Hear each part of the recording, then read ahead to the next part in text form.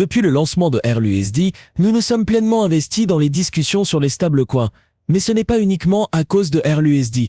C'est en réalité à cause de toutes les annonces supplémentaires qui ont suivi le lancement de RLUSD. Par exemple, celle-ci où IC et Cirque explorent l'utilisation du stablecoin USDC. Et tout cela tourne autour des dérivés. Bitwise a même souligné que les dérivés représentent un marché de 730 000 milliards de dollars. L'un des plus grands acteurs du marché s'intéresse de plus en plus aux stablecoins. Êtes-vous attentif? Bien sûr, le chiffre de 730 000 milliards de dollars correspond à la valeur notionnelle des dérivés de gré à gré en juin 2024, selon la BRI. Mais ce qui est fou, c'est que nous commençons à voir Circle s'imposer fortement dans le jeu des stablecoins, à un moment où Ripple a fait une offre pour acquérir Circle. Si cela se concrétise et que Ripple devient un acteur encore plus important dans cet espace grâce à cette acquisition, imaginez toutes les connexions et le réseau qu'ils obtiendraient simplement en rachetant Circle. Par exemple, ICS, car ICS envisage d'utiliser le stablecoin USDC via Circle. Mais ce qui est encore plus fou, c'est une annonce plus récente de Good Morning Crypto, qui est fracassante. Meta est en pourparlers avec plusieurs entreprises crypto pour utiliser des stablecoins en 2000. Revenons à RLUSD ici, car si l'on pense à certaines entreprises, les seules auxquelles on pense sont Tether, Ripple ou Circle. Il n'y a pas d'autres options. Bien sûr, il y en a d'autres, mais nous parlons ici d'options importantes, réglementées et pleinement conformes que Facebook voudrait utiliser. Et les seuls auxquels je pense sont Circle ou Ripple. Je n'inclus même pas Tether à cause des préoccupations. Nous ne savons pas s'ils sont en pourparlers avec Ripple, mais cela ne me surprendrait pas du tout. Regardez ce clip vidéo. Un produit avec une expérience crypto pour aider à faire avancer ces discussions. Vous vous souvenez de toute cette aventure avec Libra qui n'a finalement pas abouti. Mais cela pourrait être la prochaine incarnation. Vous vous rappelez quand j'ai dit que c'était la chose la plus stupide, centralisée, comparée à Bitcoin. Libra n'avait rien à offrir. Je l'ai dit le jour de son annonce, et rien n'en est sorti. Bien sûr, Meta n'est pas le seul à s'intéresser aux stablecoins. À ce stade, presque tous les grands acteurs regardent les stablecoins. Ils représentent désormais 1% de l'offre monétaire mondiale M2, ce qui est énorme. En plus de cela, nous venons de rivaliser avec Visa et Mastercard en termes de volume mensuel. Quand on pense à ce qui se passe vraiment, les stablecoins deviennent trop importants pour être ignorés. C'est pourquoi toutes ces grandes entreprises et tous les grands acteurs parlent maintenant des stablecoins de manière beaucoup plus significative. Pour renforcer cela, regardons ce post du PDG de MoonPay, qui indique que les stablecoins ont réglé plus de 6 000 milliards de dollars l'année dernière, soit seulement 3% des paiements transfrontaliers mondiaux. Ce n'est que le début. Les services de transfert traditionnels facturent entre 6 et 9% de frais et peuvent prendre des jours pour être réglés. Les stablecoins, eux, se déplacent instantanément, avec des frais minimes et la possibilité de réaliser des transactions partout où il y a une connexion Internet. Nous avons une opportunité unique dans une vie de faire adopter une législation sur les stablecoins qui favorise la concurrence, le choix et renforce la force du dollar américain. Cela ne devrait pas être une question partisane. Cela ne devrait pas non plus consister à promouvoir les intérêts particuliers d'un stablecoin spécifique. Les législateurs doivent agir maintenant avant que les États-Unis ne soient distancés. Oui, je pense que nous allons obtenir une législation sur les stablecoins pleinement signée d'ici, disons, juillet, si je devais faire une supposition audacieuse. Je sais que j'ai mentionné août comme un point focal, et je pense toujours que août est important, mais avec l'accélération des changements autour de la crypto et l'accent mis sur les stablecoins, je pense que cela arrivera plus tôt que prévu. Mais nous devons attendre et voir. Cela sera certainement un catalyseur majeur pour les initiatives et la croissance des stablecoins aux États-Unis, ce qui mettra également un gros coup de projecteur sur d'autres nations essayant de rattraper les États-Unis dans ce domaine. Mais en dehors de cela, regardons ce que Zero Hedge a récemment publié. Pour la première fois, le comité consultatif sur les emprunts du Trésor a discuté des stablecoins comme un nouveau mécanisme de paiement et une source potentiellement énorme de demandes pour les bons du Trésor. Observation clé. Les émetteurs de stablecoins détiennent actuellement plus de 120 milliards de dollars en bons du Trésor. Une croissance rapide des stablecoins pourrait entraîner une demande supplémentaire de 900 milliards de dollars pour les bons du Trésor. La taille du marché des bons est aujourd'hui d'environ 600-400 milliards de dollars. Si les stablecoins connaissent une croissance exponentielle, la demande pour les bons du Trésor devrait être corrélée, probablement au détriment des dépôts bancaires. Les stablecoins pourraient atteindre 2000 milliards de dollars d'ici 2030 en réponse aux percées continues du marché et réglementaire. Les stablecoins pourraient perturber les banques traditionnelles en détournant les dépôts. Écoutez, Quand on pense à ce qui se passe avec les initiatives autour des stablecoins, ils font plus de bruit que jamais. C'est pourquoi nous devons mettre en place des réglementations appropriées et nous devons le faire maintenant. Il n'y a pas de temps à perdre, surtout si nous voulons que le dollar américain reste une force dominante dans le système numérique. Chainlink a également cité ce poste de Zero Hedge et a déclaré « Une fois que les stablecoins ont détenu des quantités importantes de bons du Trésor américain,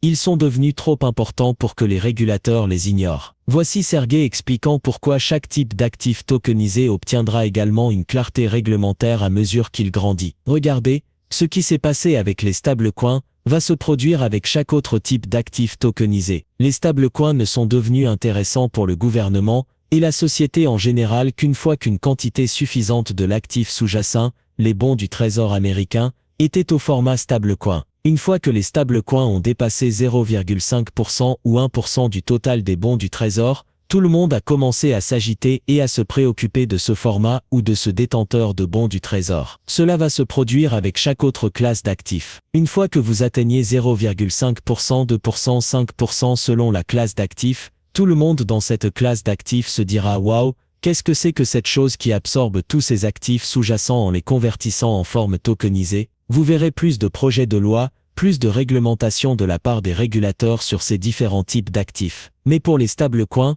ils ont maintenant atteint un niveau suffisamment élevé pour devenir une question clé. Ils doivent clarifier la réglementation et les législations sur la manière dont ils doivent être utilisés correctement, car ils sont devenus assez grands. À partir de là, à mesure qu'ils deviennent plus importants, il sera encore plus crucial d'avoir une clarté réglementaire sur la manière de les utiliser, car les États-Unis veulent que le plus de stablecoins possible soient adossés au dollar américain et aux bons du Trésor. Si le gouvernement américain accélère l'émission de stablecoins, il accélère la distribution du dollar américain, ce qui contribue à la suprématie du dollar américain et à son statut de monnaie de réserve, ce qui est leur objectif principal. D'un point de vue logique, c'est un objectif tout à fait correct.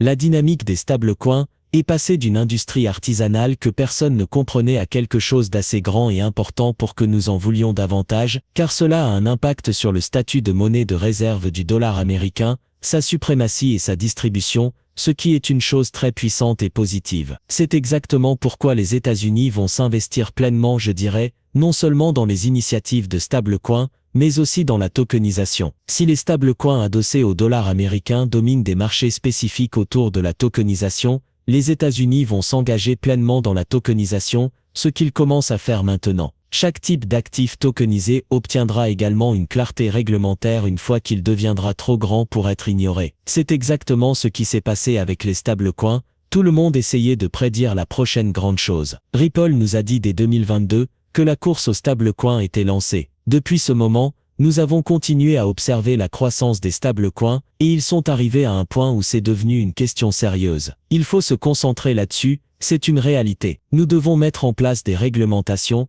et c'est exactement ce qu'ils préparent maintenant. Ce n'est pas différent pour tout ce qui n'est pas un stablecoin, mais ce qui est fou, c'est que Ripple est à l'avant-garde de cela depuis toujours. Même maintenant, beaucoup de grands acteurs de Ripple, comme Rhys Merrick, ont publié un post disant que c'était une semaine fantastique à Dubaï lors de Token 2. Globalement, je dirais que le marché mûrit définitivement. Voici quelques points clés. Un fort accent sur l'adoption institutionnelle et la tokenisation. Les discussions ont mis en évidence un intérêt croissant des institutions pour la tokenisation et les actifs du monde réel à de voix. Les conversations ont porté sur le rôle des stablecoins dans les écosystèmes DeFi, avec des innovations comme les stablecoins à rendement et l'interopérabilité cross-chain qui gagnent du terrain. L'événement a souligné que les stablecoins sont une colonne vertébrale pour les applications financières émergentes, des envois de fonds aux paiements décentralisés. Les panels sur la synergie entre l'IA et la blockchain ont mis en avant la convergence de l'IA et de la blockchain, stimulant l'innovation dans les écosystèmes décentralisés. La clarté réglementaire et le rôle des Émirats arabes unis. Les réglementations favorables aux crypto-monnaies des Émirats attirent de nombreuses entreprises internationales pour étendre leurs opérations là-bas. Un petit clin d'œil à l'équipe Ripple et à quelques autres qui ont travaillé dur toute la semaine. Je suis enthousiaste pour ce qui est à venir. En plus de cela, nous savons que Ripple travaille avec les décideurs politiques, les acteurs gouvernementaux et les organisations pour s'assurer d'être partie prenante de ces grandes discussions. C'est exactement pourquoi, quand on pense à RLUSD et à Ripple, il est logique qu'ils soient intégrés dans le système américain. Revenons à avril 2024, lorsque Ripple était dans la même réunion avec, je crois, la sous-secrétaire au Trésor de l'époque, Nelly Lian. Elle était là, et Chainlink aussi. Ce qui est fou, c'est que Chainlink est maintenant connecté à presque tous les acteurs de l'espace, y compris, je crois, le registre XRP. Quand on pense à Chainlink, Ripple et même Stellar dans cette réunion, je suis presque sûr qu'Ondo n'y était pas, mais Circle y était. Quand on pense à toutes ces connexions avec ces grands acteurs, ils comprennent exactement où nous nous dirigeons. Nous nous dirigeons vers un marché régulé, où les acteurs qui militent pour des réglementations et travaillent avec les régulateurs, seront les plus performants. Cela m'amène à mon dernier clip, qui montre que se présenter compte. En 1 minute, Lauren Believe, co-responsable mondial de la politique chez Ripple, explique pourquoi un engagement proactif et une éducation auprès des régulateurs et des décideurs politiques à Washington, D.C. et dans le monde entier sont essentiels pour construire un cadre intelligent et responsable pour l'innovation crypto. Cela prouve également pourquoi il est si crucial que Ripple soit impliqué dans toutes ces discussions importantes, ce qu'ils font. Ils parlent aux régulateurs et aux décideurs politiques. Ils planifient à l'avance et ils se connectent. Regardez, je me sens bien. Je suis prête. Je suis une athlète. Alors, allons-y. Salut, je suis Lauren Believe et voici Crypto en 1 minute. Tout se résume à ma citation préférée de The West Wing, les décisions sont prises par ceux qui se présentent. En 2024, Ripple s'est présenté, c'était sous l'administration Biden, et nous étions sous le règne de terreur de Gary Gensler, où il a émis plus de 100 actions coercitives dans l'industrie crypto. Ce n'est pas l'ordre habituel, Ripple a donc décidé d'investir son temps et son énergie dans le processus politique, travaillant sans relâche pour éduquer les membres bipartisans sur notre technologie et notre travail autour de la protection des consommateurs. Nous sommes allés au DNC, nous avons investi dans le RNC, nous avons participé tout au long du cycle de campagne, et maintenant nous avons le congrès le plus favorable aux crypto-monnaies ainsi qu'un président pro-crypto. Nous avons assisté à l'investiture ainsi qu'au premier sommet crypto de la Maison-Blanche. Nous travaillons avec le congrès alors qu'il rédige une législation bipartisan qui définira les 100 prochaines années de notre industrie. Et nous sommes enthousiastes pour tout le potentiel à venir. Boum, comment était-ce? Ripple est activement engagé avec tous ses décideurs politiques, ses régulateurs. Ils planifient à l'avance, comme je l'ai dit, et ils sont connectés avec cette administration. Ils ont des discussions avec des acteurs spécifiques de cette administration, ce que je trouve très intéressant. Mais au final, à mesure que nous voyons plus d'adoption des stablecoins, de la tokenisation et de toutes ces choses, plus nous avons besoin de réglementation. En ce moment, les réglementations sont en tête de liste des priorités, ce qui ne fera que mettre en lumière davantage la valeur des projets basés sur l'utilité comme Ripple et XRP. C'est pourquoi je pense toujours que XRP sera extrêmement précieux à l'avenir, peu importe si la course haussière basée sur l'utilité commence maintenant, plus tard l'année prochaine ou même dans 2 ans. Nous savons que XRP continuera à prospérer dans cet espace, et deviendra une pièce beaucoup plus importante de cet espace, car il devient une pièce beaucoup plus importante du monde de la finance traditionnelle en dehors de la crypto, ce qui ne peut être ignoré. Avec tout cela dit, j'espère que vous avez aimé cette vidéo. Si c'est le cas, mettez un pouce en l'air, abonnez-vous, activez les notifications, car plus de contenu gratuit arrive. Vous êtes plus que bienvenus pour me suivre sur Twitter et rejoindre le Discord gratuit dans la description ci-dessous. Et avec ça, merci d'avoir regardé. À bientôt, j'espère que cette traduction correspond à ce que vous souhaitiez. Si vous avez besoin de modifications ou d'une autre langue, faites-le moi savoir.